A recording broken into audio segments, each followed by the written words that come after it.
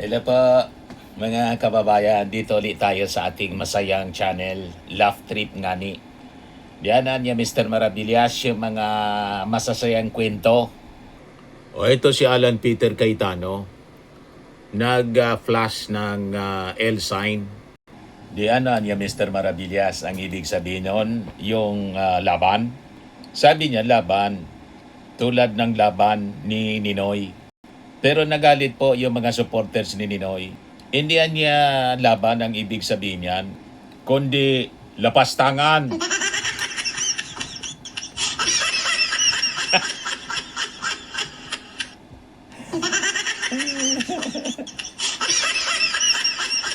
Nilapastangan mo niya yung Senado. Lapastangan.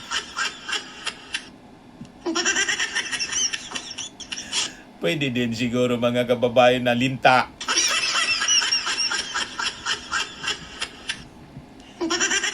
Lintang tuko.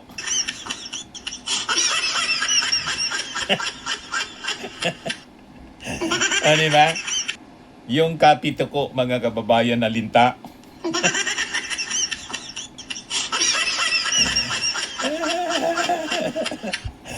O diba mga kababayan?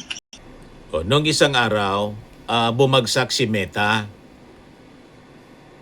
Sabi dito, Meta, nauumay na sa pag-FB Live ni Senator Alan Cayetano, kaya nag-down. Nadamay buong mundo.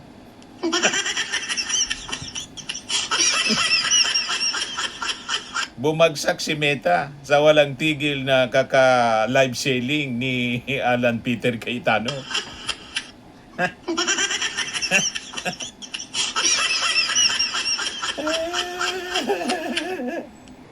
O, ito post ni Agenda. Sabi po dito, sa 5 sinabi ni Direktor Matibag ng NBI, 6 ang mali. Sabi ng isang online netizen, sa 10 sinabi ni Cayetano, 10K ang hindi totoo. Siya nga naman. Mas marami, 10K. Hindi natupad yung 10K. Parang yung 2K ni Marcoleta, hindi din natupad.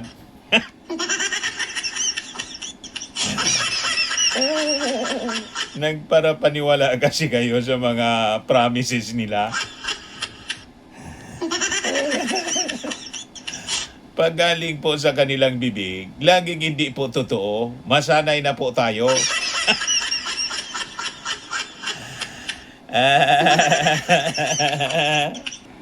O ngayon mga kababayan, dahil sa pag-tumbling ni Senator Joel Villanueva, may bago daw na sinasabi ngayon yung 18 kargador. Sabi dito, pilit ko po inaalala kung nagati din ba kami ng maleta kay Senator Villanueva. Delikadong masabit si Villanueva.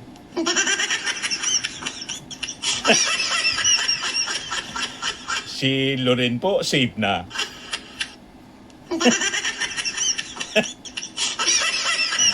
Ang biglang nasabit si Erwin Tulfo. Napunta kay Erwin Tulfo yung maleta. Ngayon malamang mapunta kay Joel Villanueva kasi bumaliktad na.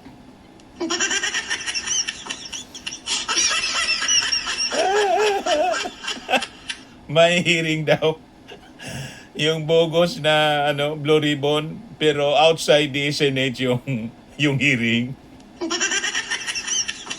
Ang nag-announce po, hindi man senador, kundi si Mike Defensor, dating kongresista. Puro niya Mr. Maravillas, bogus.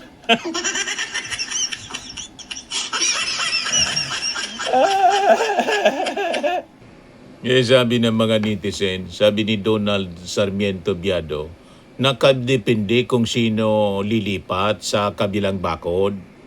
Sabi ni Isimoto, mukhang mawawala pa yata sa listahan na. Hindi mawawala, masasama na nga sa listahan kasi bumaliktad na.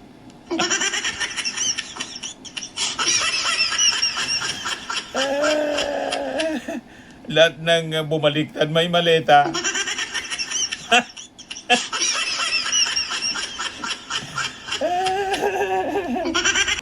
Ito yung isa pa na baka bumaliktad na rin.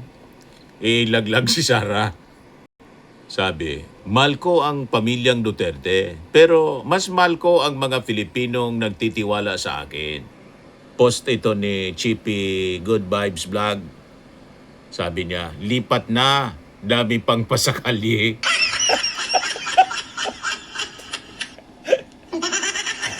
Baka sumunod din mga kababayan kay Chis Escudero, Joel Villanueva. May sinasabi pa kasi, mga kababayan si Erwin Tulfo at saka si JD Ercito, mga dalawa pa daw na senador ang tatambling.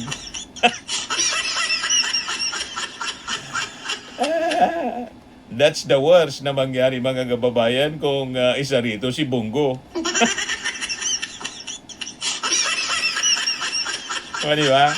Yan ang talagang masaol pa sa udas.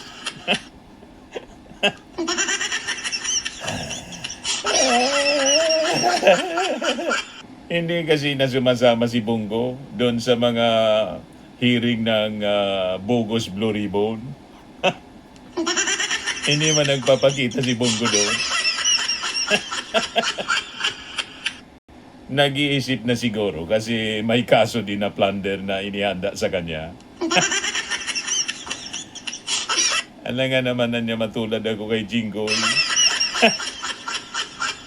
Botit si Jinggoy, sanay na. Ano ba? Ito yung statement ni Senator Erwin Tulfo. Sabi niya, 3 sila, isang babae at 2 lalaki. Yung babae kinompronta ko at inirapan pa ako nung dinipinsan ko ang pirma. Senate Blue Ribbon Committee Chairperson Erwin Tulfo saying a female senator was among 3 colleagues who tried to discourage him from signing the Senate Blue Ribbon Committee's partial report on alleged flood control irregularities when he was still vice chairman of the panel. Ngayon, sabi ni Atty. Jesus Falsis, Senator Erwin said a female senator discouraged him from signing the Blue Ribbon partial report by Ping Lacson on the flood control scam. Inirepan daw siya. It cannot be Risa because she signed. It cannot be Aimee. Hindi na niya kayang umirap. Bakit niya, Mr. Maravillas, hindi si Aimee, hindi na kayang umirap ni Aimee? Tumigas na kasi yung mukha ni Aimee.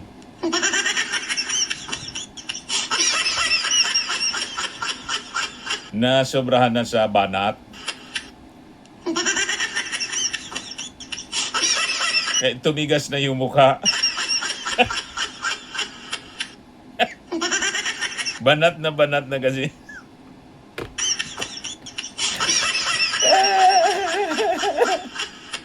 Hindi na kaya mag-react ng mukha ni Aimee. Tumigas na. Sa kababanak.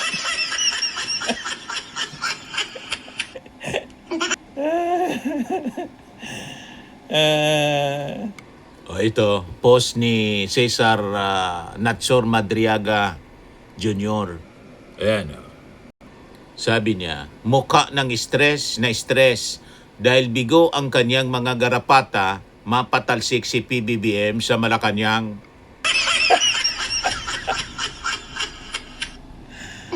Parang wala nang tulog mga kababayan.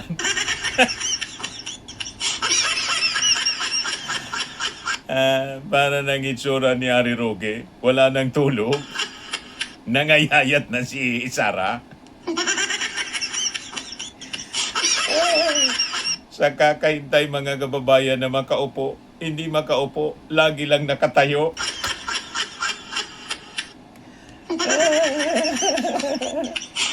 Ito post ni Duterte Bobo supporter. Sabi niya, ang order ko bulalo. Bakit niyo ako bibigyan ng warrant of arrest?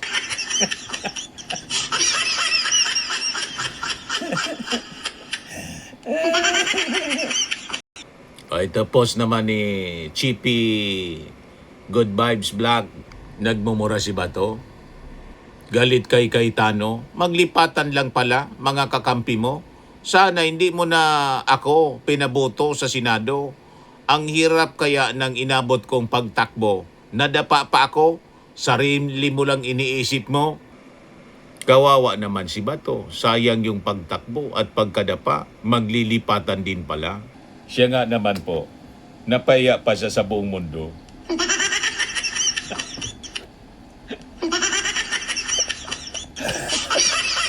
Viral. Buong mundo, mga kababayan nakapanood. Senador, nadapa sa kakatakbo. Make my day, Mr. Trillanes. Ay, nako si Bato. Sinayang yung pagkadapa ni Bato. Si Chis Escudero, tumalon man lang. At saka si Joel Villanueva.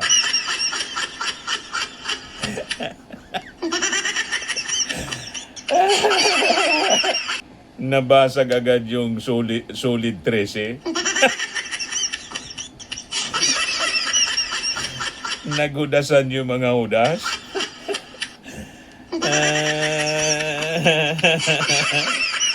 Kanya-kanyang ligtas ng sarili. Diba? Ito si Mix, may reklamo. Utak talang ka ang tawag dyan. Pumunta ka at tumulong, may banat. Hindi ka pumunta, may banat pa rin.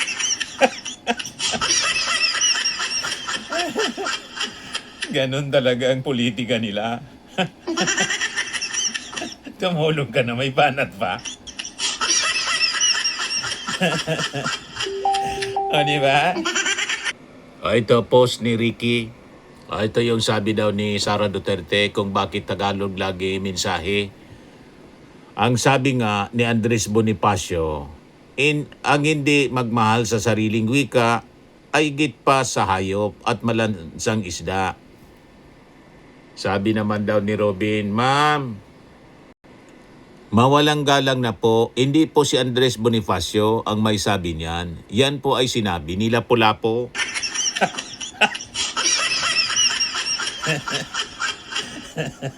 Pariyasan niya Mr. Maravilla Sablay. Joke man lang yun. Hindi ko alam kung sinabi yun ni Robin. Pero sabi yun, sinabi ni Sarah na dapat ang attribution kay Dr. Rosie Rizal.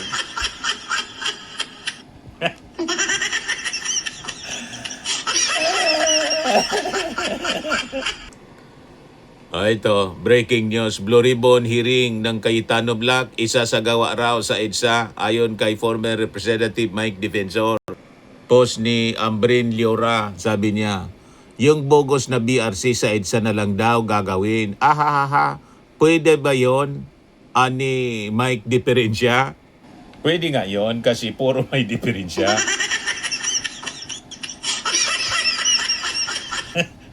Bogus nga eh. Puro may diferensya.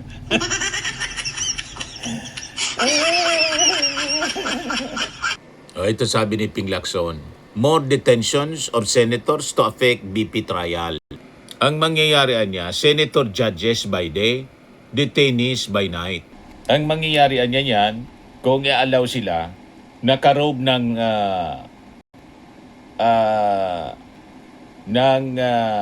pula bilang senator judge pag umaga, paggabi naman niya nakasuot priso. Only in the Philippines. Judge sa umaga, priso sa gabi.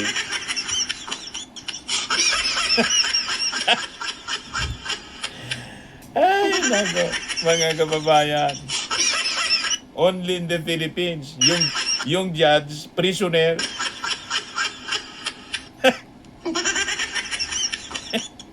may kasong plunder. Yung isa pugante.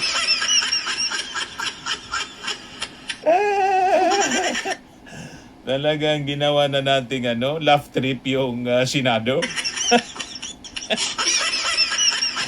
Di ba? Ito post mga kababayan ni Ramon D. Guzman. Feeling thankful niya. Ayan si Cayetano. No one holds the monopoly of heroism, sabi ni Cayetano. Sabi ni Ramon D. Guzman, okay, panalo ka na. Ikaw na ang hero. Herodes Antipas. Bagay po, promise.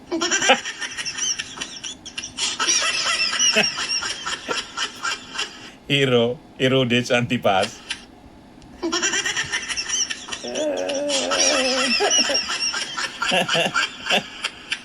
Ito post ni What the Hague. Sabi ni Atty. Jimmy Bundok, tiniti ako sa inyo, si Sara Duterte ay isang mabuti, tapat na pinuno, uunlad ang buong bansa. Sabi ng What the Hague, saang bundok ka po galing?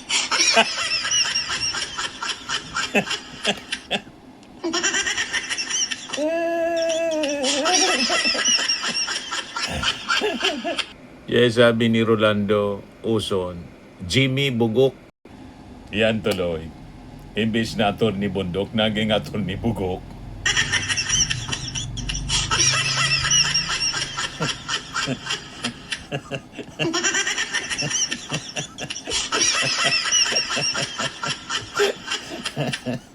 Napalitan yung pangalan, imbis Bundok, naging Bugok.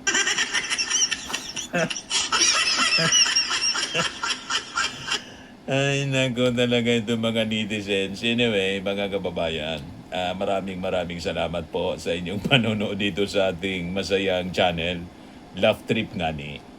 Ngayon, kung napasaya po kayo, i-click subscribe po ninyo itong ating Love Trip Ngani channel. And share ninyo sa inyong mga kaibigan para pati sila po sumaya. Ayos? Bye-bye po.